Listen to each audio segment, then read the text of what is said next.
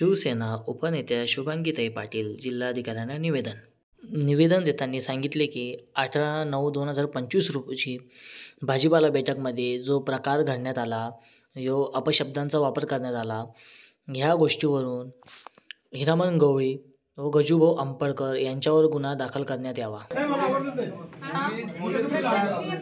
धोरण करतात police department, धोरण आहे पोलीस डिपार्टमेंटचं, पण अधिक चुकीचं आहे।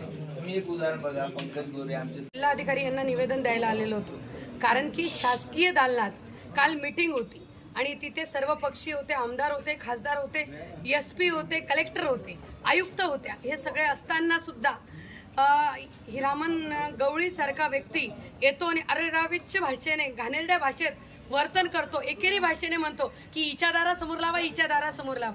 मी म्हणत नाहीये, मला मान्य आहे की हा रस्ता मोकळाच झाला पाहिजे, आम्ही त्याचं समर्थनच केलेलं आहे, सगळ्या पक्षीय सगळ्यांनी समर्थन केलेलं होतं।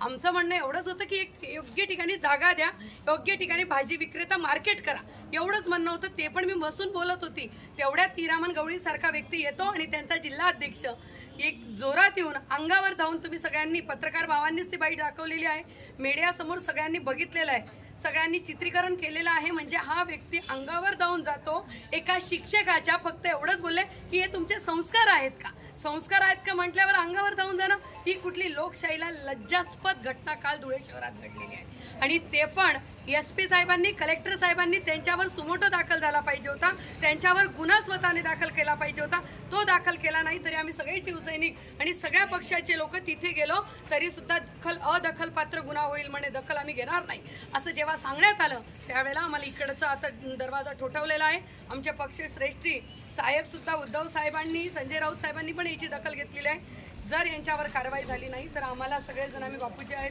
तुमची महिला आघाडी आहे, आम्हाला याच्यावर नक्कीच ठोस पावलं उचलण्याची गरज झालेली। कारण की माझ्यासारखी महिला, पदाधिकारी महिला सुरक्षित नाही तर धुळे शहरातली महिला नेमकी सुरक्षित आहे का हा प्रश्नचिन्ह आहे। त्यांच्या महिला मोर्चाच्या चित्राताई जर महिलांच्या संरक्षणाची डिंगा मारतात तर त्या चित्राताईंना मला सांगावं असं वाटतं, चित्राताई तुम्ही आता एका शासकीय दालनात एखाद्या महिलेवर जर धावून जात असतील तर तुम्ही आता नक्कीच मोर्चे काढणार का, तुम्हाला विचारावं असं वाटतं। तुमच्या जिल्ह्यात तुम्ही म्हणतात, इकडे लाडकी बहीण म्हणतात, इकडे महिलांचं आम्ही संरक्षण करतो म्हणतात, आणि काल चित्राताई तुम्हाला एकदा वाटू द्या, आमच्याच ह्याच राज्यात, तुमच्याच राज्यात एका धुळ्यासारख्या जिल्हा अधिकारी कार्यालयात जर हा असा प्रकार घडत असेल तर हे लोकशाहीला आणि सगळ्याच महाराष्ट्रासाठी हा कलंक, निंदनीय गोष्ट काल घडलेली आहे। महिलेच्या संदर्भात असं व्हायलाच नको प्रशासन विभागात।